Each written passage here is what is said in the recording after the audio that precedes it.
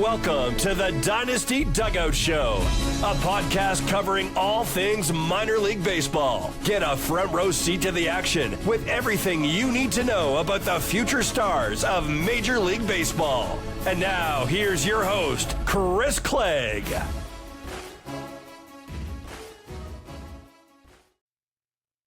Good morning and welcome to the show.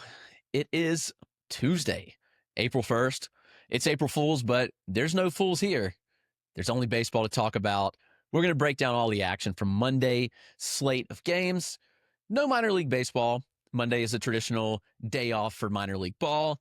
So just major league slate to cover today, but a lot of good action to break down. But first, this episode is brought to you by Connect Roasters. Connect Roasters is Ian Happ's coffee company. They make an incredibly smooth blend of coffee. It's one of my favorites, and I don't say that just because they're sponsoring the show. I'm a coffee connoisseur, and I absolutely love Connect Roasters. Their Gold Glove blend is tremendous, and you can get it buy one, get one 50% off by going to connectroasters.com and using the code DynastyDugout at checkout or using the link below in the description. We're also brought to you by Chinook Seedery, the best sunflower seeds in the game. They have the widest array of flavors, and I can tell you, they're extremely good flavors at that. Go check them out. Get you some seeds today. Get 10% off at chinookseedery.com using the code DynastyDugout at checkout. All right, let's get into the show. Where to start? I think we should start with Elly De La Cruz. Combo meal. That means he had a home run and a stolen base, but he didn't just have one home run. He had two home runs, and he absolutely obliterated them. He had a tremendous day. Triple shy of the cycle. Added a single, double, 2 home runs, 5 batted ball events, all over 99 miles an hour. Neither of his home runs were cheap shots either. So you can see in the video if you're watching on YouTube. Second inning home run off Kumar Rocker went 418 feet, 107.2 mile an hour exit velocity. The 7th inning home run, even harder, 110.2 miles an hour that traveled 436 feet. Elly De La Cruz is a superstar. There's no way to put it other than that. Last year, he hit 25 homers. He stole 67 bases. Honestly, this year, I think Elly's in for more. I would not be surprised if Elly hits 35 homers and he steals 75 bases.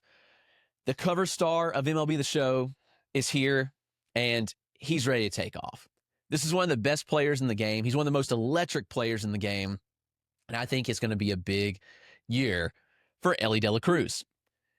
No shock there, but this one may surprise you a little more. Andrés Gimenéz, Toronto Blue Jays. Gimenéz was traded this offseason, Cleveland Guardian, for the last few years. They signed him to a big extension, 5-year, $100 million. So pretty good money they had tied up in him, and the glove has been good. We know Gimenéz has a great glove. He has won 3 straight Gold Gloves, and he was the 2023 Platinum Glove Award winner, Fielding Bible Award winner in 2024. This kid's an all-world second baseman, even shortstop. Like, his glove is extremely valuable.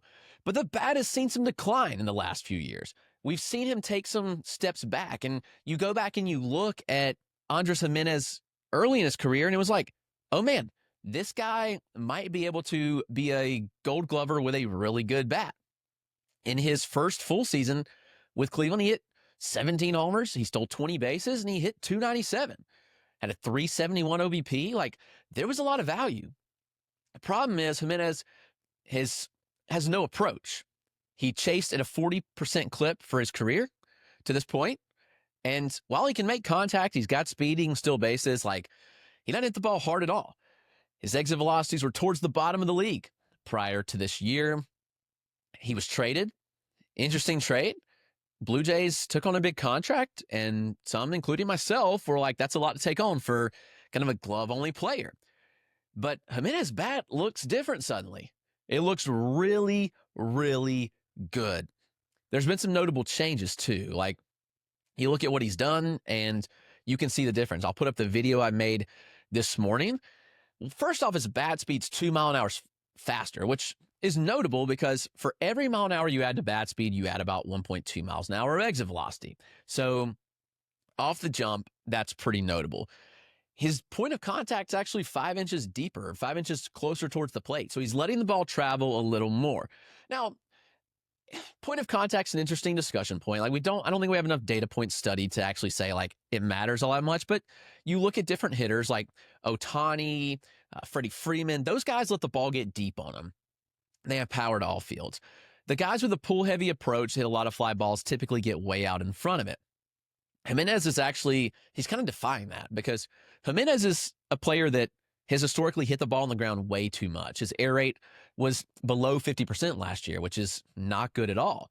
So letting the ball travel while getting the ball in the air more is pretty notable. Now, he's homered 3 times in 22 plate appearances. Last year, he had 9 the entire season, so that's notable.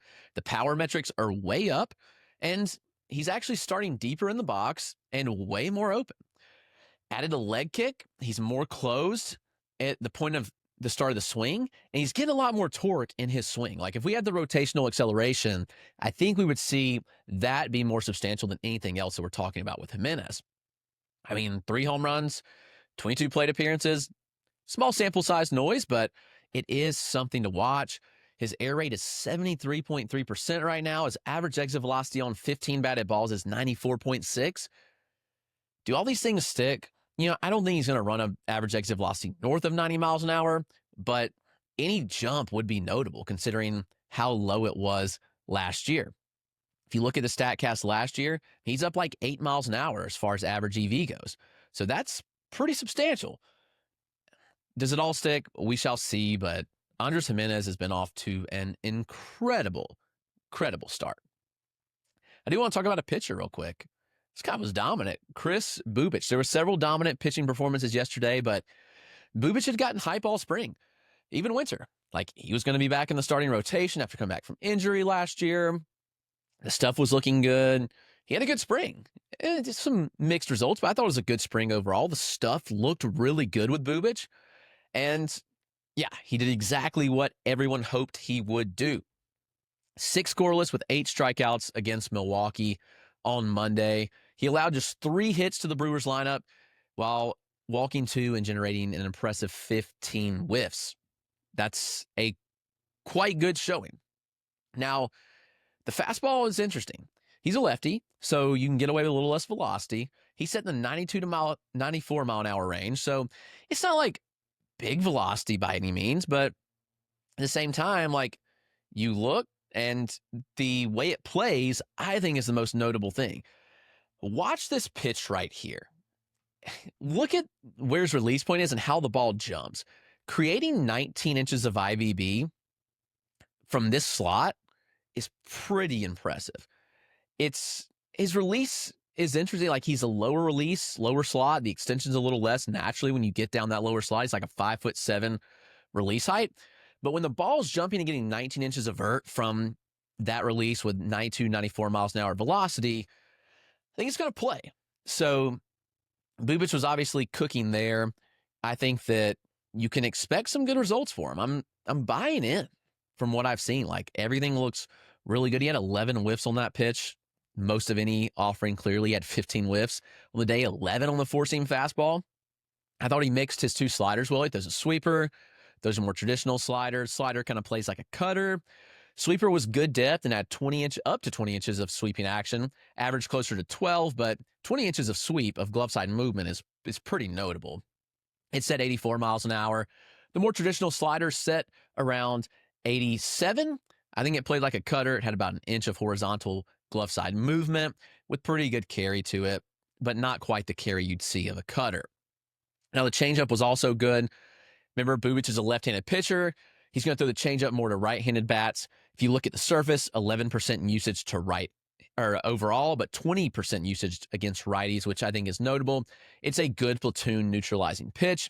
Sits 85, 86 with good depth to it. It's very late depth. Like you watch the movement profile on it, and it had 15 inches of fade. So while the velocity doesn't jump off the page, I think Bubic is a really good arm. Does he fully break out? Like, what does that look like? I don't know, but I think Bubic is a solid mid-rotation arm. Like, it looks really, really good.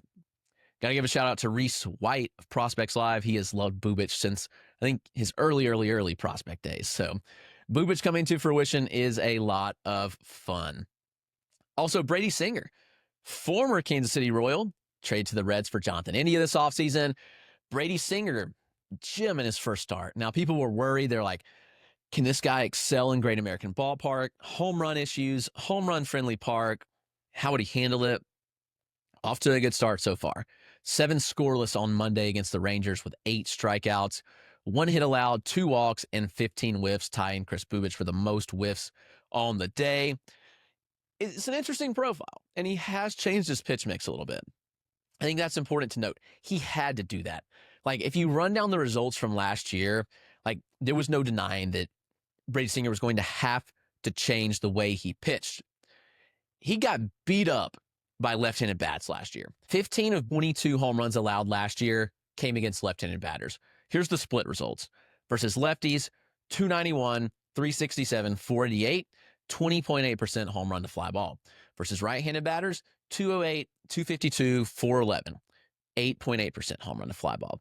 His pitch mix was interesting versus lefties. Last year was 40% slider, 37% sinker, 15% four-seamer, 4.5% sweeper, and 3% changeup.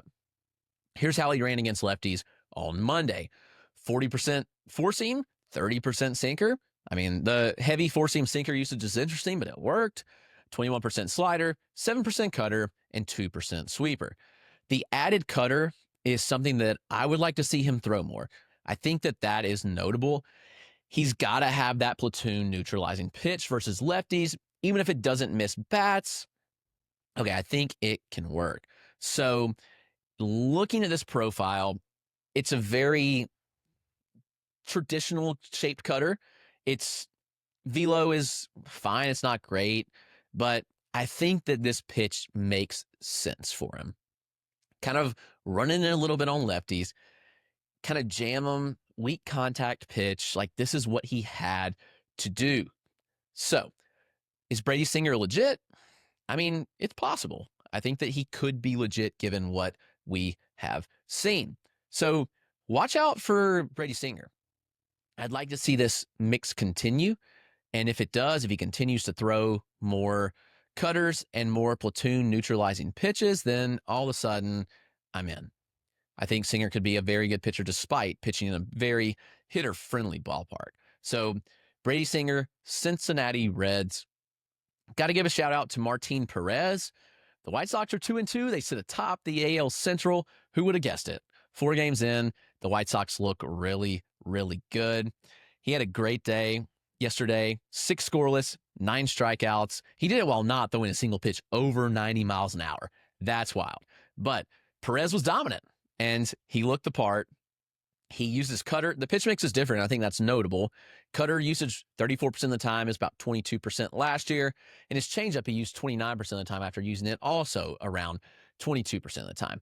The four-seam usage went down. That's good to see. It's not a good pitch. So using your cutter and changeup more, maybe a recipe for success for Martin Perez. Maybe he has some deeper league appeal. We'll see. Carson Kelly for the cycle. The Cubs went off. I mean, they absolutely obliterated the Athletics in the new Sacramento Park. I mean, it looks like the ball's gonna fly there. Jacob Wilson homered. Like, there was a lot of good stuff that we saw, but Carson Kelly for the cycle. 4 balls in play, 4 balls over 100 miles per hour. 4th inning home run. He nearly left the yard again in the 5th inning. He had a shot that traveled 405 feet, which turned into a double. And in the 8th inning, Kelly completed the cycle. First time in Cubs history since 1993. That's wild to say. The Cubs have not had a cycle since 1993, but Kelly just did it. And it's funny that his triple actually went 405 feet, banged off the wall, and Kelly turned into a hustle triple to complete the cycle. Kelly looks like a viable catcher. I think he's going to get more than plate appearances than he's seen at any point of his career. His career high is 359. I'd bet on Kelly passing that. He looks comfortable. The approach looks good. He's making contact. Yeah. Kelly looks like a lot of fun. Kyle Tucker joining all in the fun too. No surprise. Kyle Tucker is one of the best hitters in baseball. It's a reason the Cubs gave up the big package they did. And it's funny, at the time, people were like, oh, like the Cubs didn't give up that much for Kyle Tucker, but they gave up Cam Smith, who's starting Opening day with the Astros, they gave up Isaac Paredes, who's a perfect fit in Houston, tailor-made for that ballpark, and Hayden Wesneski, who's the fifth starter for the Astros. So they gave up three pieces that are all in that lineup to start for the Astros this year. Tucker had 4 hits. He had 7 trips to the plate. Just showed you how that game went. First inning double, second inning single. Pretty quiet until the 6th. He smashed another double that left the bat at 102. Nearly went yard to the opposite field. But then in the 9th inning, 417-foot bomb that left the bat at 105.7 miles per hour. He had a slower start to the year. 2 games in Japan kind of slowed him down a bit. And dude, we can rant about the games in Japan. It is what it is. But imagine traveling across the world and then having to play baseball, being jet lagged, all the things. I think that there's probably some things that affected Tucker. Comes back home, struggles for 2 games, but he's homered in 3 straight, 8 hits over that span. I'm putting it down on the table right now. Kyle Tucker has his first 30-30 season, 30 home runs, 30 stolen bases. First time in his career he does it this year. He's almost done it in the past, so it's not something that he can't do or we think's a reach, and it's not even outlandish to say. To say he's going to be 30-30 for the first time, it's not crazy. He had 30 home runs in 2022. He stole 25 bases. He had 29 home runs in 2023 and stole 30 bases. And last year, he was certainly pacing for it. He had 23 homers and 11 stolen bases in 78 games before he got hurt and it ended the season. So I think a healthy Tucker does it this year. 30-30, book it. Not a huge thing to say by any means, but yeah, I mean, it's what I'm expecting from Tucker this year. Several other players of note we'll just hit on real quick. You look at what happened yesterday. There were several others that had notable jumps. C.J. Abrams, hardest hit ball of his career. That was of note. He put up an exit velocity of 112.7. Adolis Garcia smoked one at 113.6. Christopher Sanchez, the velocity's still up. He had 15 whiffs. Tyler Glasnow, 13 whiffs. It was a traditional Glasnow start. He went 5 innings. He didn't allow any damage. He struck out, I think, 8 batters. I don't have it in front of me. I do want to confirm as I say that. 8 batters, yep. 2 hits, no runs, 3 walks. It was a Tyler Glasnow start if I've ever seen one. Teoscar Hernandez went deep, 436 feet. Michael Garcia homered again, 428 feet. Yeah, it was a pretty good day on the 14-game slate on Monday. What are we looking at and watching on Tuesday? Here's where you should tune in. Thomas Harrington is making his pro debut, or MLB debut, I should say. Former walk-on at Campbell, drafted 36th overall after his sophomore year. He's facing off against the Rays, against Shane Baz. That should be a lot of fun. We got Will Warren against Corbin Burns in Yankee Stadium. Corbin Burns, obviously one of the best pitchers in baseball. We've got Will Warren, who had a dominant spring. That's of note. Shane Smith will make his first start in the majors with the White Sox, facing off against the Twins. That'll be a lot of fun. Chad Patrick's making his first major league start in the Brewers rotation. Hayden Wesneski's throwing against Logan Webb. Michael King's going against the Guardians. Casey Mize and Logan Gilbert will be a fun one to watch. I mean, Gilbert looked like an ace, like one of the best pitchers in baseball in his first start, and Casey Mize had a great spring. Let's see how that looks. And then the nightcap to end it, we'll have Chris Sale against Dustin May. On the AAA side, we're back in action tonight. There's some fun ones as well. Hurston Waldrop's pitching. He's had a kind of interesting drop in prospect rankings. Everybody hates Hurston Waldrop all of a sudden. I'm not saying it's not warranted, but I think that Waldrop has plenty of development still to be had and can be really good. 2 interesting pitchers, Zebby Matthews facing off against Will Dion. Will Dion of the Guardians. He pitches a lot like Clayton Kershaw. He mimics him to a T from the left side on the mound. And Zebby Matthews, obviously, big rise last year, good command, big fastball that's ticked up. Mike Burrows is throwing in for Indianapolis, AAA for the Pirates. He's one that's on the cusp of being a major leaguer. If health hadn't permitted, I think he'd already be a staple in that rotation. We got Joe Boyle against AJ Blueball. So Boyle of the Rays, Blueball of the Astros. 2 fun ones as well. Jake Bloss is pitching for the Blue Jays. I'd expect Bloss to get the call in the next 2 weeks. He's looked great all spring. He pitched stellar in spring breakout. Scherzer's on the shelf. I think Bloss probably gets the call pretty soon. Yariel Rodriguez is another candidate, but I'd watch Bloss tonight. I think he'll be on the mound for the Blue Jays very, very soon. That's what to watch for today. Be sure to tune in tomorrow as we'll break down all the AAA action you need to know, plus the majors. But this has been another edition of the Dynasty Dugout Show. Thanks for tuning in. Be sure to subscribe and like the video if you enjoyed it, and subscribe on your favorite podcast platform. Thank you for all the support. Love and appreciate you all. Have a great Tuesday.